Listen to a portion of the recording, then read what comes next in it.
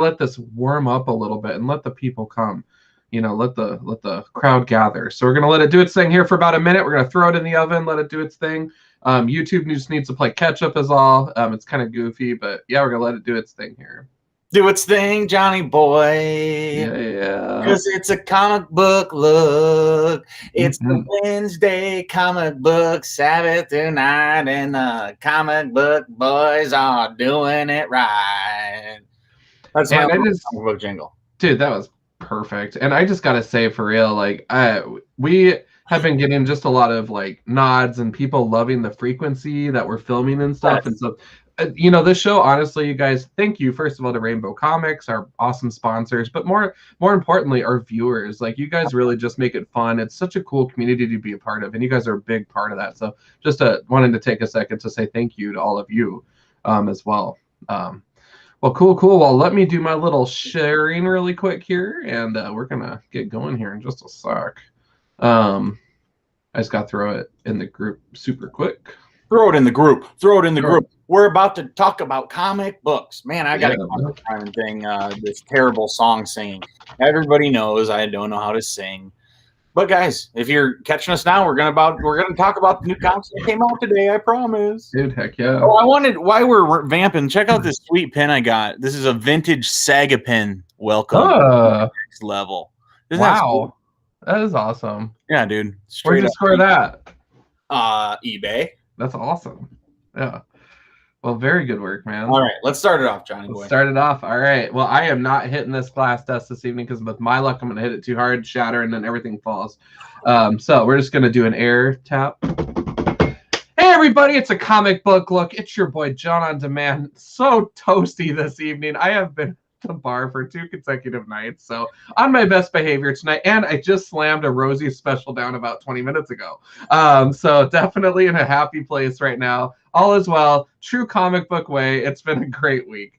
John's week 6 out of 6 beers. Yeah. I'm like literally like over 9 beers, it feels like. But big news for me coming up interpersonally. So those that are connected with me on Facebook, I'll be announcing that at the end of this week. And that's why it's kind of a reason for celebration. So very excited about that. And I got some other news too that you'll see coming up on future episodes, so I can't tell you what it is, but I'll probably tell Tom after we stop filming. Holy smokes, guys. Is John dropping just bombs on us right now? Yeah, lots of exclusives. Bombs. No AKAs tonight, just truth bombs. But you guys, joined by co-CEO Tom Devine, there can only be one. So true Highlander status, still awesome, always awesome. And the best co-piloted guy could ask for. So we are definitely the two halves that make this yin and the yang work. And of course, you guys, proudly sponsored by Rainbow Comics, so the best partnership ever with the best comic shop in the Midwest for sure, in the world. Forget it. Let's go with the galaxy. Let's go extreme. So check that Rainbow logo on repeat at the bottom there. If you guys haven't had a chance, go say hi to Darcy on the Rainbow Live show. She just filmed earlier today. She is awesome. She brings that fun energy. Just an excellent representation of the shop as well. So definitely show her some support. But Tom, how the heck are you doing? It's been a week, and I've been talking way too much, and I got to nurse some water here. So it's been so good, John, and I'm very, very well. Thank you for asking, my comic book brethren. Yeah, it's Wednesday. Got to Rainbow Comics right on my lunch break, and was able to pick up a bunch of good books. I didn't even realize it was going to be such a big week. Yeah. One of my favorite books came out this week, so I'm excited about that. And but I told John I don't have a hot take, but it's a lie. Oh. All right, I got a hot take. I'm starting it off right now. So hot take. All right, it is.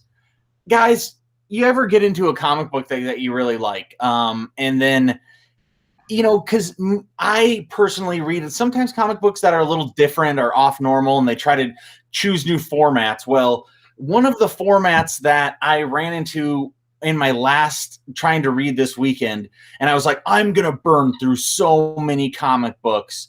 And then I hit this comic book, and it did not allow me to read a ton of comic books. And I want to get your guys' hot take on this. So this is Ice Cream Man. I jumped on this series, and I'm super stoked about it. Yeah. And they do these different one style stories. They're always so good. Like it'll be like a guy falling he jumped from the roof of a building, and the whole story is just told while he's falling. I mean, and somehow they can make that a whole comic book, and they do all sorts of interesting things. But in this one, they have a full page of prose on every page. So yeah, I'm a reader and I do like reading, but that's a lot of text. And so as this really interesting story is happening, I totally could have burned through like probably, 5 or 6 extra comic books, but I had to get through this. But in the end, it was worth it. It was super, super good. So hot take. Yeah. What happens when somebody throws prose into what you're not planning on reading? I know Jonathan Hickman does it sometimes. We see it from other people from time to time. It can, distract. It can enhance.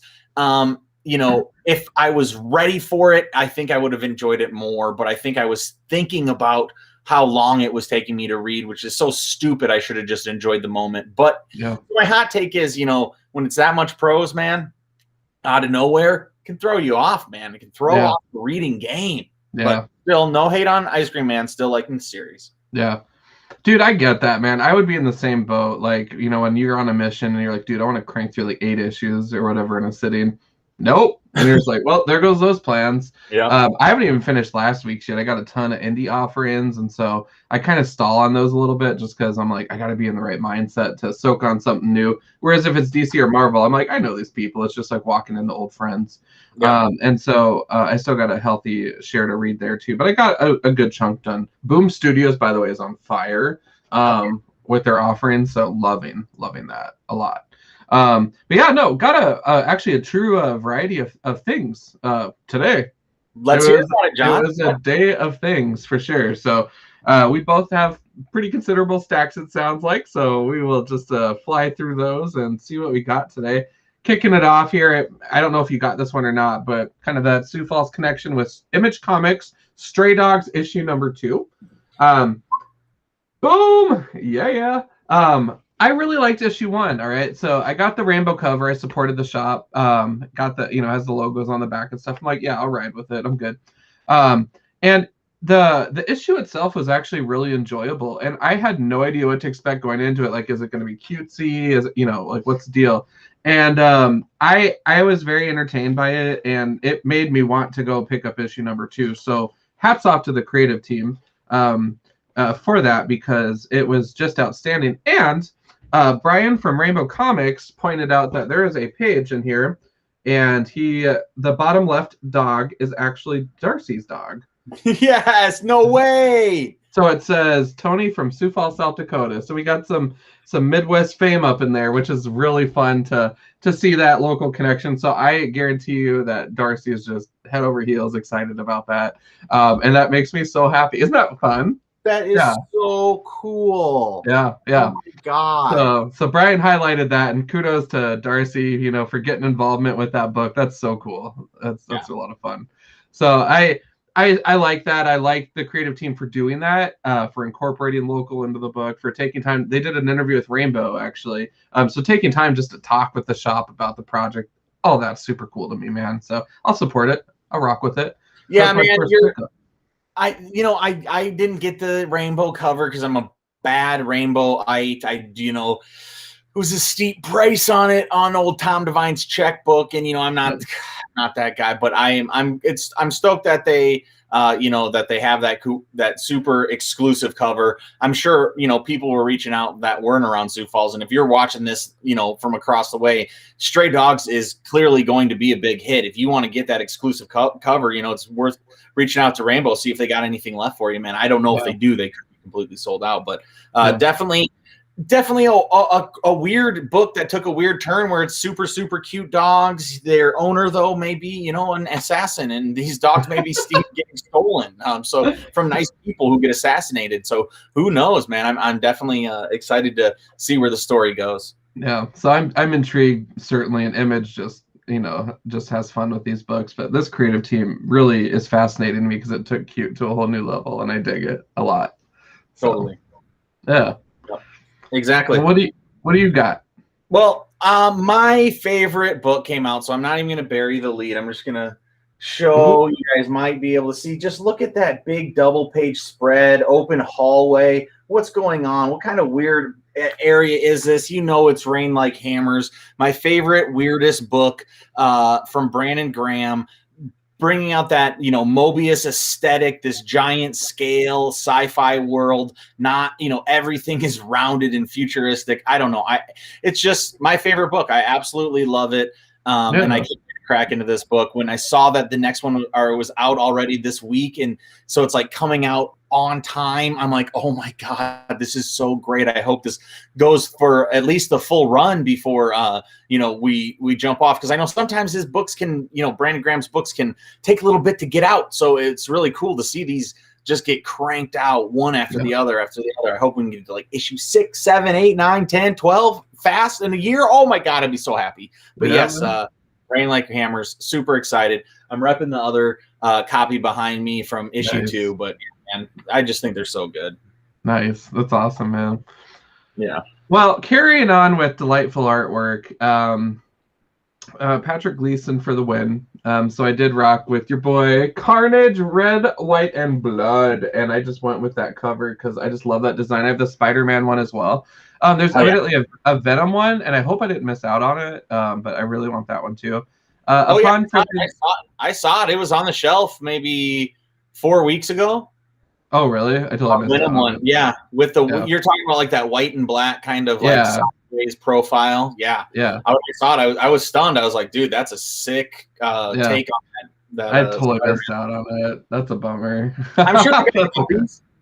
Yeah, I got the Spider-Man one and I got this one, so I'm doing all right. But yeah, Venom one, I'm like, oh. So yeah, I might have to looks around for that one. But yeah, I'm excited to see where this goes. Carnage titles are really interesting because they can be really awesome or really not. Kind of like Deadpool. So, and I love symbiotes, but I gotta keep it real too. That, you know, Carnage sometimes just goes off the deep end. So yeah, we'll see how it goes.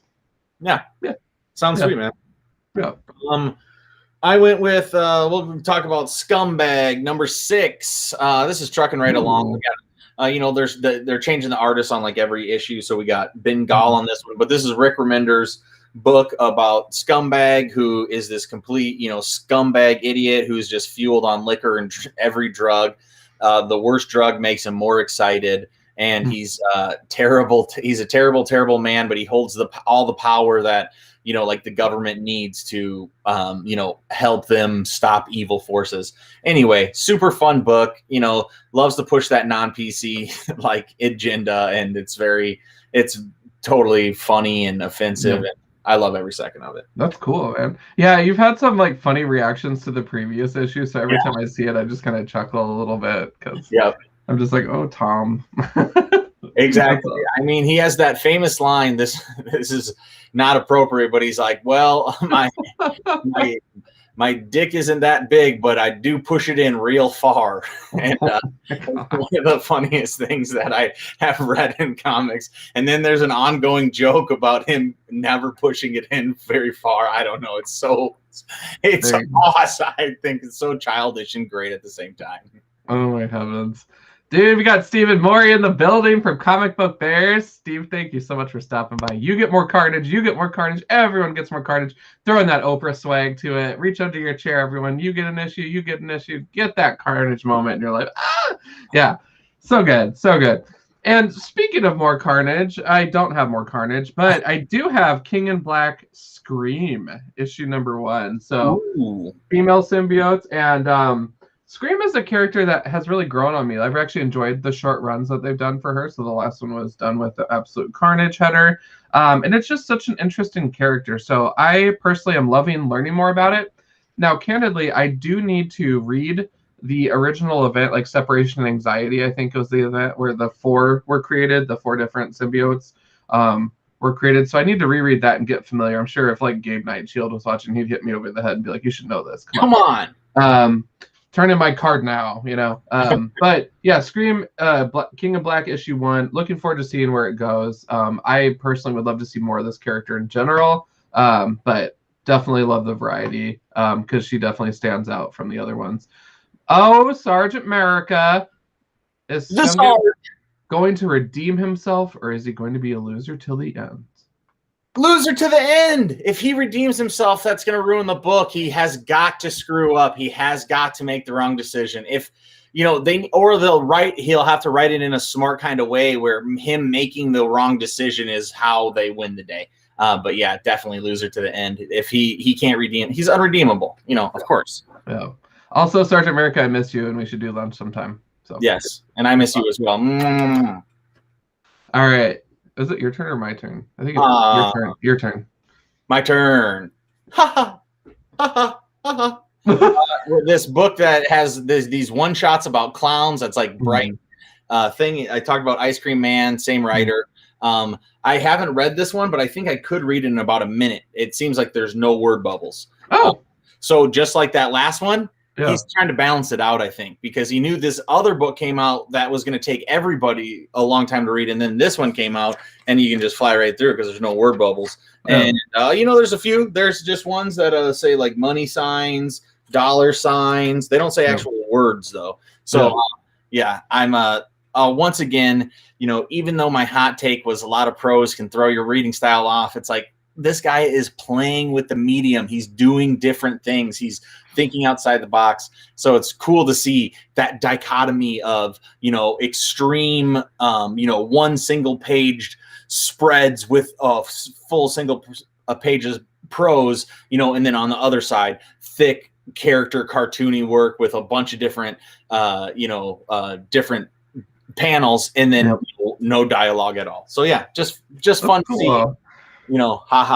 Keep on doing interesting things. Keep on doing its thing. That's right.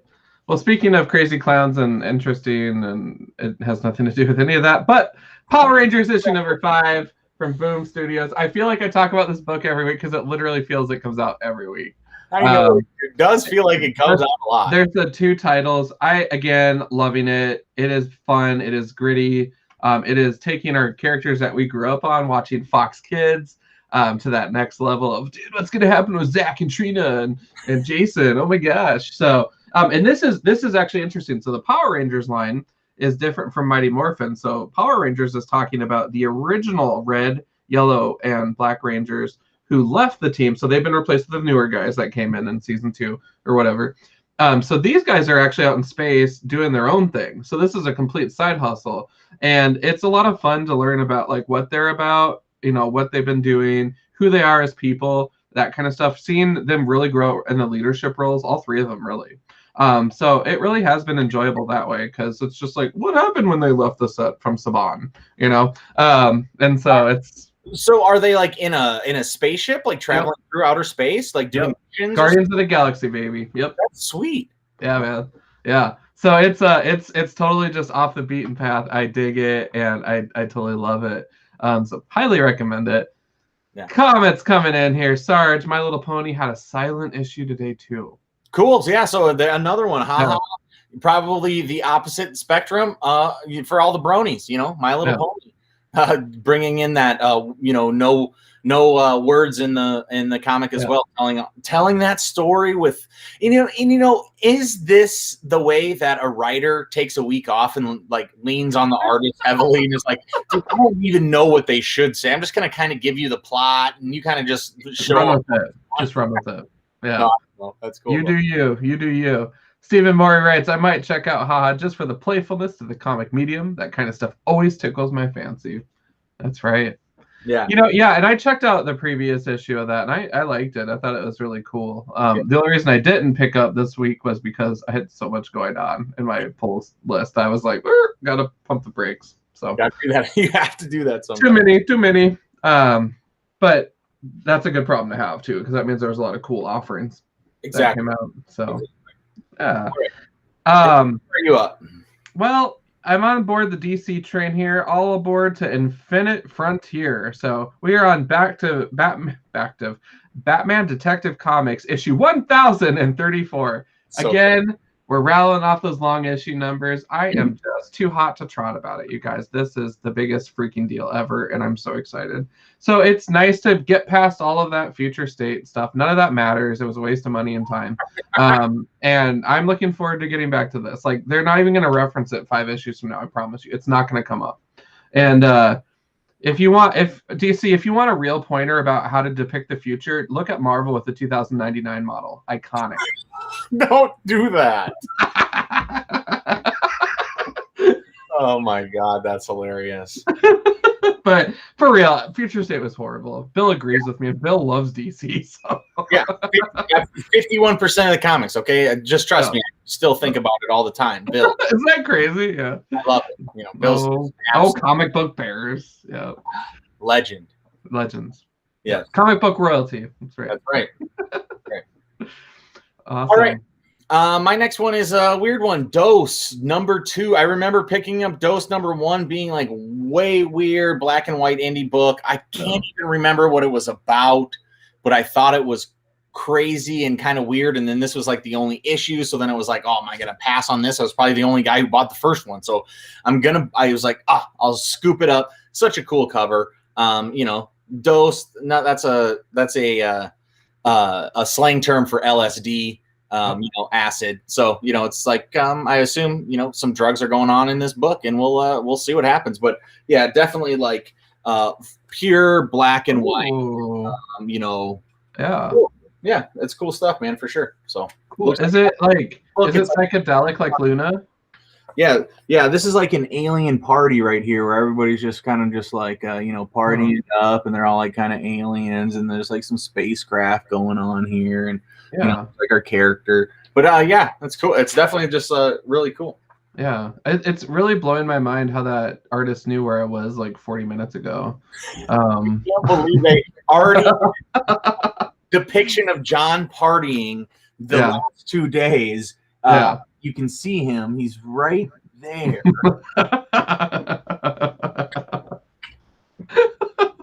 Fantastic. So yeah. Oh wow! Another comic book bears exclusive coming next fall from DC. The new 52 2099. Brilliant. Yes. Brilliant. Exactly. As long as they hit us with that futuristic font, I'm all in. Yes. I'm all in. Oh my God! Please do it, DC. They would sell more of those comics than any other. Man. I need to Photoshop that. I feel like I think that this needs to happen. All right. That's awesome. All right, you're onto something, Steve. Keep it up. I like that. All right, aboard the X-Men train, we got Cable issue #9. Now, I got to be honest with you.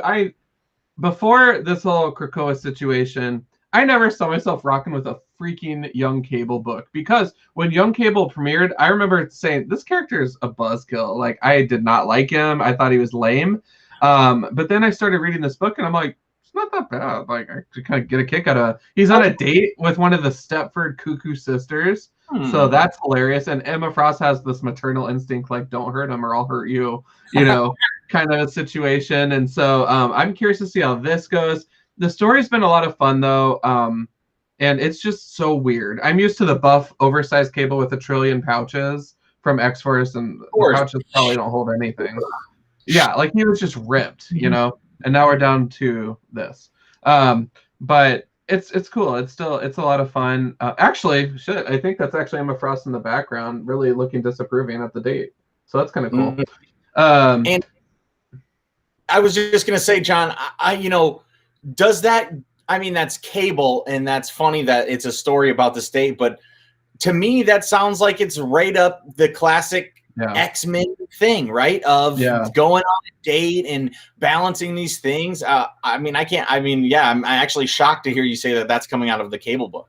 Yeah, it's definitely, I'm curious to see how it goes, but I'm entertained. I'm certainly entertained, but looking forward to it. And I'm flipping through it, and there's just moments from like other titles too that are jumping out at me. So again, they complement each other so nicely that it really is subscribing to that mutant soap opera, and just giving a little dip into each title for some of these books. It's so funny.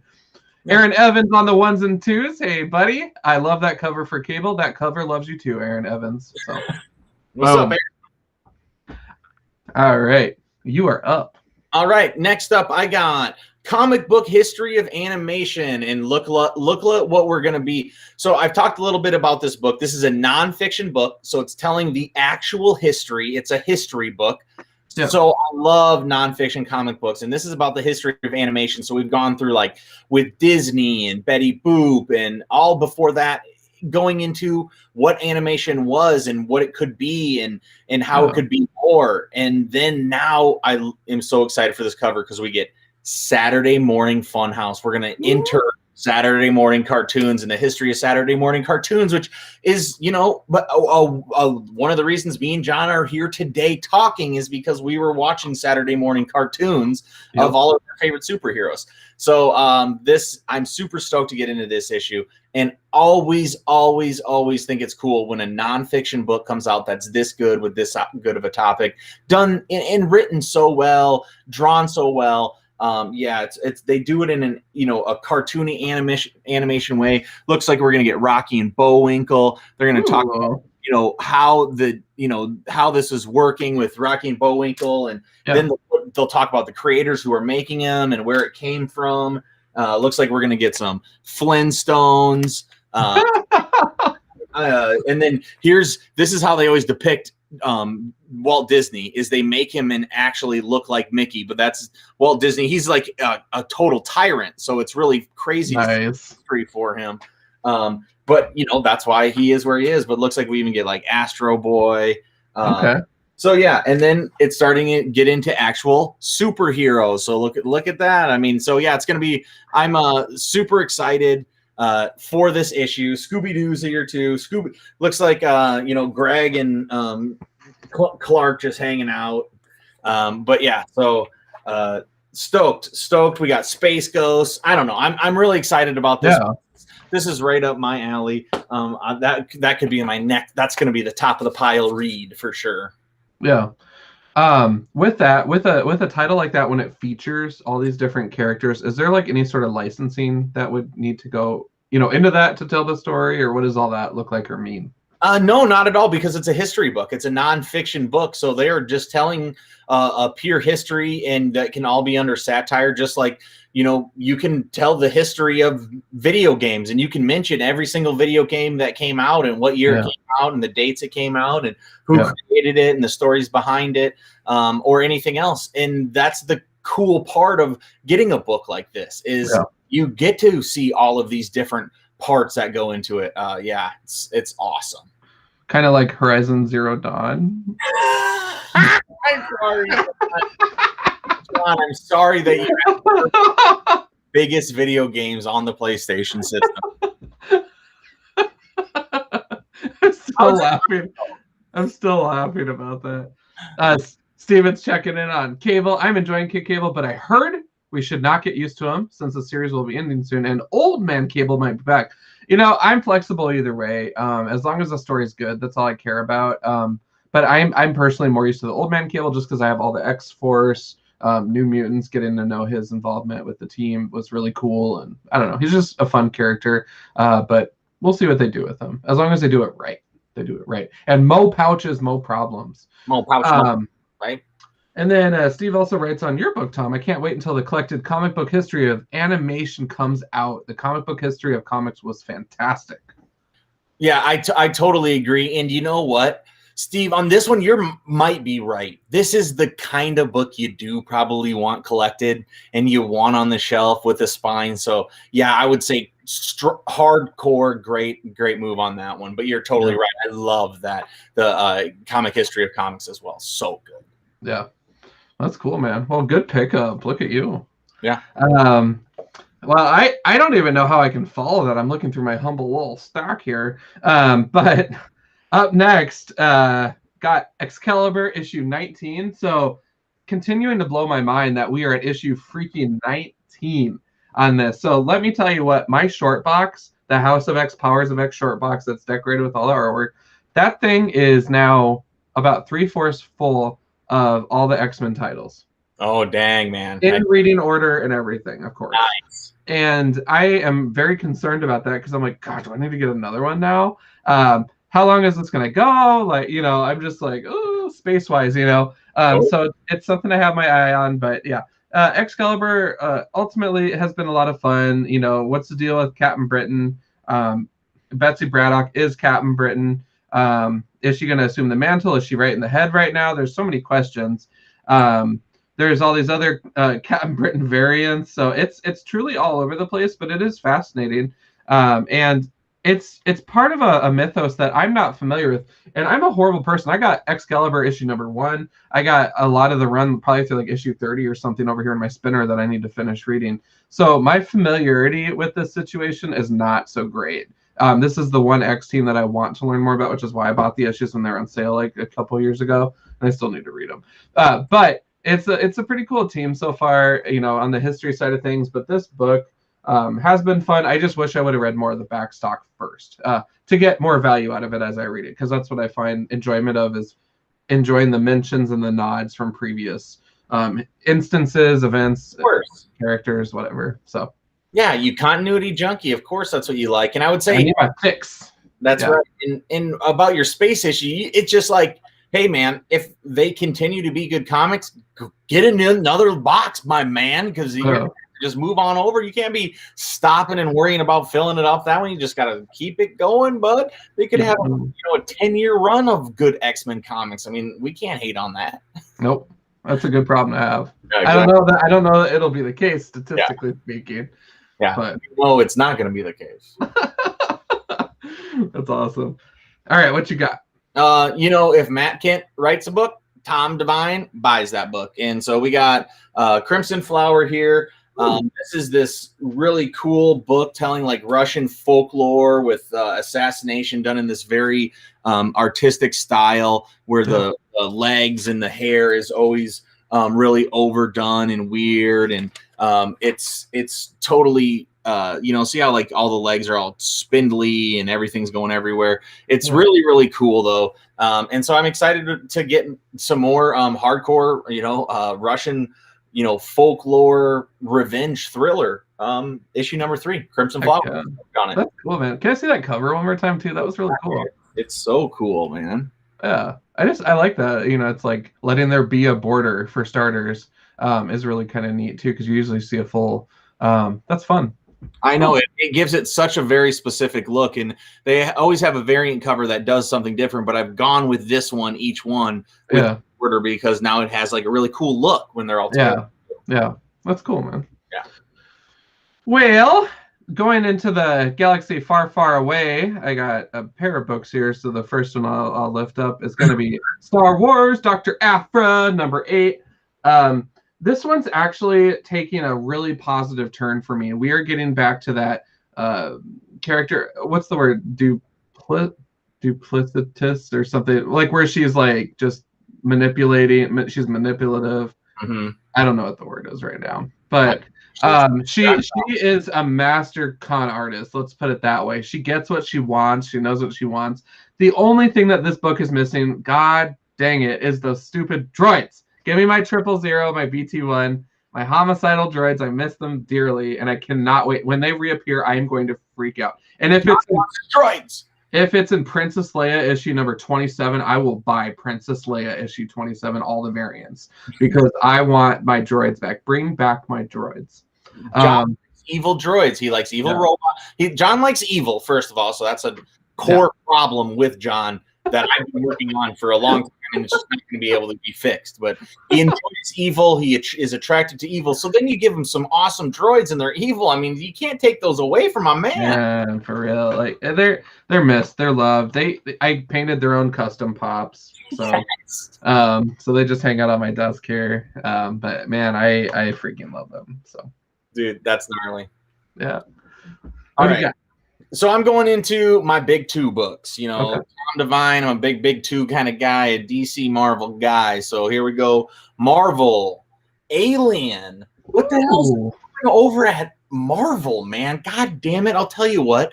Marvel bought Fox. They own now. Marvel freaking owns Alien. I've been reading Alien at Dark Horse. You guys just saw me. I mean, I've been talked about it like, a month ago, but now we see the transition of Alien going to Marvel.